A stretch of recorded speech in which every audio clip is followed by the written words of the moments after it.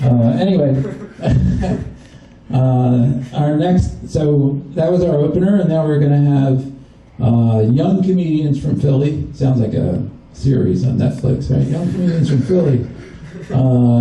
This next young man, everybody's young to me, obviously. I met at an open mic, and I thought he is very clever, and he's got a lot going for him. So give it up for Josh Martier.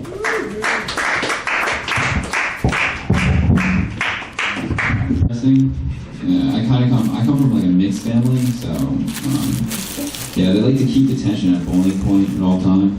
It's always a good time. But my mother's Indian, my father's Irish, and I came out looking like Dan Levy. So yeah, I still don't know how that one worked, but I love my mother. She does happen to be the most frugal person I know. She still likes to barter, which is a pretty outdated method of like exchanging goods and services. Yeah, she has this adorable phrase. She says, when they say 10, you say 2. And I tell her that I'm going to stop going to Macy's with her. But no, true story. When I was younger, she did try to barter like a 2-for-1 deal at a local Taekwondo studio for my sister and I. And that's not how Taekwondo lessons work. So, of course, the instructor was like, no, yeah, I'm not going to give you any sort of deal like that. But my mother's an incredibly stubborn person. So what she did, she just signed my sister up for Taekwondo lessons, and then she would force me to come along and like try to learn all the moves on the sideline. And nobody liked that, you know. Like all the kids in the class that had like matching uniforms and like cool colored belts and stuff, they were like karate chopping, like real boards. Meanwhile, I'm in the corner shadow boxing, right? While my mother's just like staring down the instructor like, your move, motherfucker. So, yeah, that was a good time. Like I said, I was universally despised in that classroom. I don't think that it had any sort of lasting effect on me, but my therapist disagrees. I was a pretty weird kid growing up. I kind of realized that, like, looking back now. You know, I was really into this toy, the Pass Back. Does anyone happen to remember the Pass Back at all? Like big in like the early 2000s. It was basically just half of a football that was flat on one end. You know, a toy designed exclusively for lonely children, like whose best friend was a wall. I mean, like the marketing campaign for the Pass Back should have just been, does your dad work a lot? You know? And like, you think about it, it is a sad toy. Like, no matter how good you get at throwing and catching a football, nobody's showing up to any of your games, right? So, no, I'm kind of just like, I'm realizing I was a weird kid, and I'm transitioning into a weird adult. You know, I'm getting really into the show Antique Roadshow. Any fellow roadies out there? No? Alright. Man, that never happens. But no, I mean, like, I really like the show. And basically, if you've never seen it, essentially what people do is they just bring down their priceless family heirlooms, right, to like a local convention center to get appraised. And my absolute favorite part of the show is when somebody realizes that their family has been lying to them their entire life. Yeah, I mean, the look in someone's eyes when they realize that they should have opened up a Roth IRA decades ago is priceless. No, I take that back, actually. There is one moment on that show that is better, and that's when you get to see a person discover on national television that they're descended from Nazis. Yeah, no, that is the best part of the show. I mean, like when an appraiser is looking at something, you're like, oh my, interesting fact about this golden swizzle stick. But these were almost exclusively used by high-ranking Third Reich officials. And then you have a person trying to backpedal, like, that's impossible. My grandparents are from Argentina.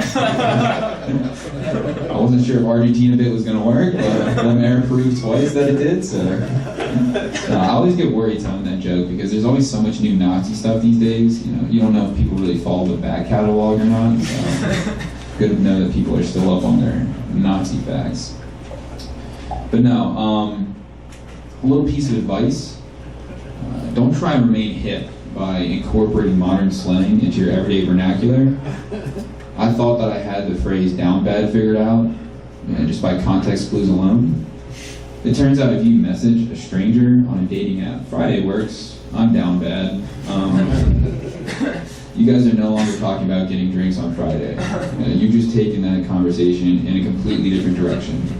And for anyone in this room that's less hip than me, it's almost impossible, but in case no one else knows, down bad just means I'm extremely horny. And I really wish that somebody would have told me that after the first time I fucked it up.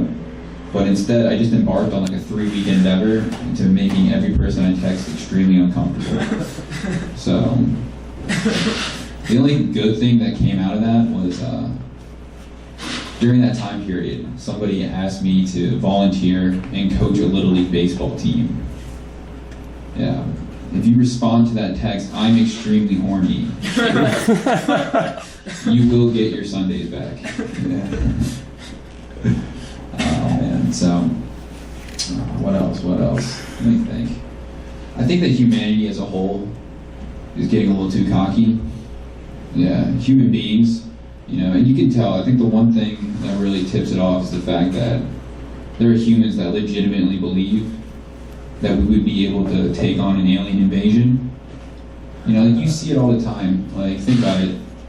We have multiple movie franchises where aliens come down to Earth and attack humans, and somehow they're defeated single-handedly by Will Smith. I mean, and these are like major blockbuster franchises. We're begging studios for more of them. Fuck yeah, dude. But let's be honest, we would be fucked if aliens ever came down. I don't even think it's stupid to assume that aliens would ever resort to hand-to-hand combat, right? They wouldn't travel all this way and try to invade us on our home turf. I think the aliens honestly sent one person down like 20 years ago with fentanyl. And ever since then, we've been doing the heavy lifting for them. Like, we took to that shit so quick. We put that shit on everything like it's Frank's Red Hot, Like, 10 years from now, aliens are going to be able to come down and just, like, sweep us all aside. They win. I don't know. What about gun control? How do you guys feel about gun control? Yeah. For, against it. Honestly, guys, I'm for gun control, and not really for any political reasons. It's because I'm a dumb guy. I know if you were to put a gun in my hand, the first thing I'm doing is squeezing off a couple rounds into the nearest water tower. I think about it once a day. Every time I go by a water tower, I get excited. I'm like, you think it's gonna pop out the water balloon? People are like, shut up. I don't know. I think that we should have controlled more things. I think that there should be like a national ban registry. I don't know how pedophiles keep getting their hands on these things.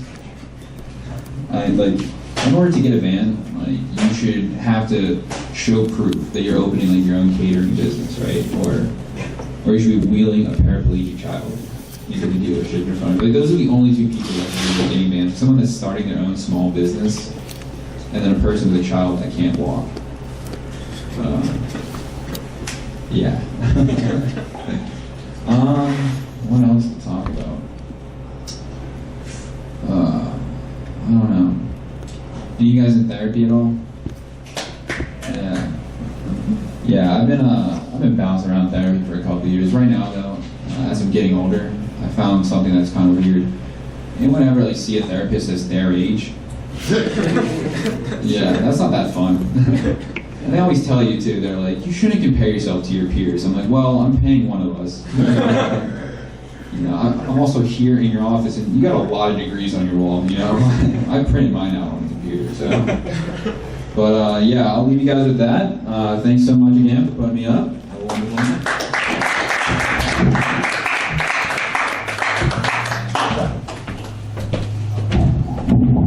Great job, Josh Marty, everybody. And these Nazi facts. Nazi facts. How do aliens even know we're here, Josh? Probably all the space junk they see flying around the Earth, right? I mean, we can't even not litter the space around the Earth. I read that we're ingesting a credit card worth of plastic a week. And I thought it was just my girlfriend, right? She actually bought an electric car with a credit card. And now when she calls me, both her phone and her car are on 1%. But she's a pretty good driver, but she can't park very well. She's always getting tickets. They gave her a